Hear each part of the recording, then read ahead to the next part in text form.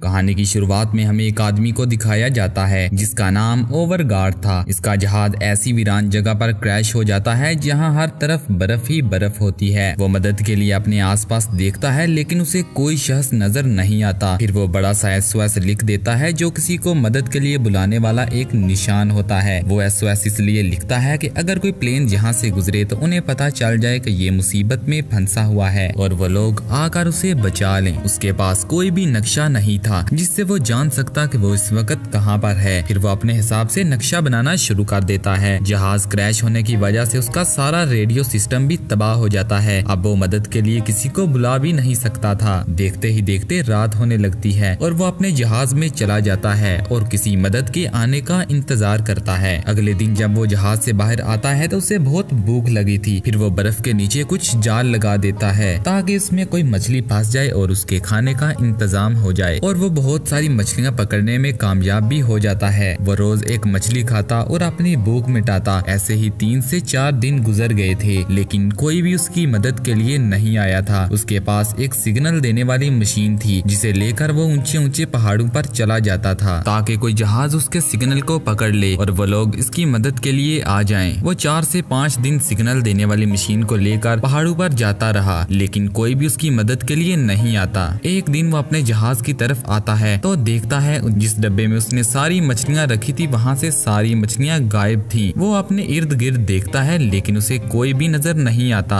जैसे ही वो नीचे देखता है तो उसे बड़े बड़े पाँव के निशान मिलते हैं जो कि एक बर्फानी रीछ के थे, जिसे देखकर वो और भी ज्यादा डर जाता है और भागकर जहाज में चला जाता है। अब उसके लिए एक नहीं बल्कि 2 मुसीबतें थी। उसे ठंड से भी बचना था और उस बर्फानी रीछ से भी। अगले दिन जब वो मशीन लेकर पहाड़ पर जाता है तो उसे वहाँ पर वो रीछ भी नजर आता है लेकिन वो उससे काफी दूर था। अचानक उसे एक हेलीकॉप्टर नजर आता है जिसे देखकर वो काफी खुश हो जाता है और उनका ध्यान अपनी तरफ करने के लिए वो किसी चीज को जलाता भी है। इसका ये प्लान कामयाब हो जाता है क्योंकि वो लोग इसे देख लेते हैं लेकिन अचानक से वहाँ तूफान आ जाता है और वो हेलीकॉप्टर इनसे संभल नहीं पाता और वहीं क्रैश हो जाता है। ये देखकर ओवरगार्ड काफी मायूस हो जाता है और भागकर उस हेलीकॉप्टर के पास जाता है। पास आकर वो देखता है कि सर पर चोट लगने की वजह से उस पायलट की मौत हो गई थी। हेलीकॉप्टर में मौजूद सारे लोगों की मौत हो जाती है, बस एक लड़की ही अभी जिंदा थी जिसके पेट पर काफी बड़ी चोट लगी थी। ओवरगार्ड हेलीकॉप्टर में से मेडिकल बॉक्स को निकालता है और उस लड़की की मरहम पट्टी करता है। ओवरगार्ड हेलीकॉप्टर का दरवाजा तोड़ता है और उस पर उस लड़की को रख देता है और उसे अपने जहाज की तरफ ले जाता है। जहाज में आने के बाद उस लड़की को होश आने लगी थी। वो लड़की ओवरगार्ड से पूछती है कि वो पायलट किस हाल में है। ओवरगार्ड उसे बताता है कि उसकी मौत हो गई है। ये सुनने के बाद वो लड़की इतनी टेंशन ले जाती है कि वो दोबारा से बेहोश हो जाती है। फिर ओवरगार्ड दोबारा उस हेलीकॉप्टर के पास आता है और उस पायलट को बर्फ में ही दफन कर देता है और वहाँ से सारा कीमती सामान लेकर दोबारा अपने जहाज की तरफ जाने लगता है। हेलीकॉप्टर में से उसे एक तस्वीर भी मिलती है जिसे देखकर उसे पता चलता है कि यह लड़की और पायलट दोनों हस्बैंड वाइफ थे।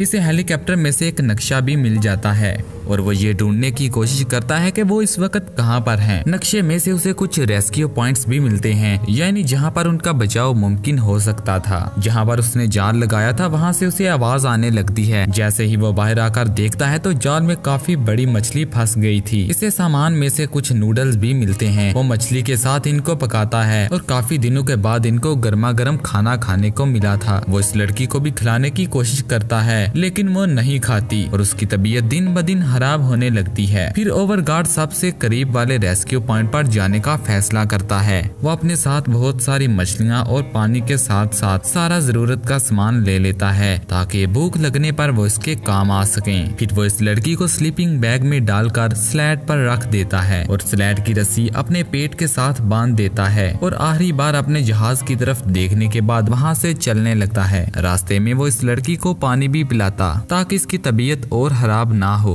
और वो उस लड़की के साथ बातें भी करता ताकि वो अपने आप को अकेला महसूस ना करे। बहुत ज्यादा चलने के बाद उसे आगे एक पहाड़ नजर आता है जिस पर चढ़ना काफी मुश्किल था। वो इस पहाड़ को देखकर हैरान हो जाता है क्योंकि नक्शे के मुताबिक उसके रास्ते में कोई पहाड़ नहीं था। अब वो सोचने लगता है कि शायद वो किसी गलत रास्ते पर तो नहीं चल रहा। जैसे वो पहाड़ के ऊपर चढ़कर देखता है तो आगे का रास्ता बिल्कुल सीधा था और आगे जाना बहुत आसान था। पहले वो सामान को पहाड़ की दूसरी तरफ लेकर जाता है और बाद में उस लड़की को लेकर जाने की कोशिश करता है तो लड़की का वजन ज्यादा होने की वजह से वो बार बार नीचे आ रही थी। वो उसे ऊपर ले जाने की बहुत कोशिश करता है लेकिन नाकाम रहता है। फिर वो इस रास्ते को नक्शे से काट देता है और दूसरे रास्ते से जाने का फैसला करता है। जब वो दूसरे रास्ते पर चल रहा था तो उसे रास्ते में एक गार नजर आता है तो वो आराम करने के लिए उस लड़की को लेकर गार में दाखिल हो जाता है। वहाँ लड़की की तबीयत और भी ज्यादा खराब हो जाती है, जिसे देखकर ओवरगार्ड को लग रहा था कि कुछ देर बाद ये लड़की मर जाएगी और इसे आगे ले जाने का कोई फायदा नहीं।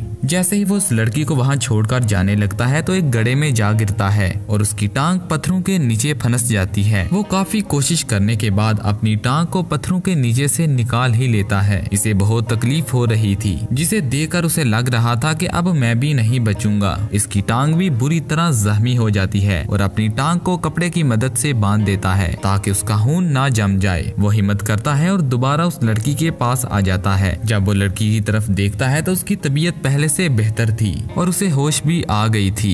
ये देखकर ओवरगार्ड रोने लगता है। फिर वो दोबारा इस लड़की को स्लैट पर रख देता है और इतनी ज्यादा तकलीफ होने के बावजूद वो रेस्क्यू पॉइंट की तरफ चलना शुरू कर देता है और इसके हाथ में एक छड़ी भी थी। वो रेस्क्यू पॉइंट के बिल्कुल करीब पहुंच जाता है तो अचानक से उसे एक हेलीकॉप्टर नजर आता है, जिसे देखकर वो काफी खुश हो जाता है और उनका ध्यान अपनी तरफ करने के लिए वो जैकेट को आग लगाता है और हवा में लहराना शुरू कर देता है, जिससे वो लोग इन्हें देख लेते हैं और इनके पास आकर इन्हें बचा लेते हैं। असल में ये कहानी एक बहिम्मत और हौसले वाले इंसान की थी, जिसने इतनी ज्यादा मुसीबतें होने के बावजूद हिम्मत नहीं हारी और अपनी मंजिल की तरफ बढ़ता रहा। तो यहीं पर होता है इस कहानी का एंड। आपको ये वीडियो कैसी लगी हमें कमेंट में जरूर बताएं और हमारे चैनल को भी जरूर सब्सक्राइब करें।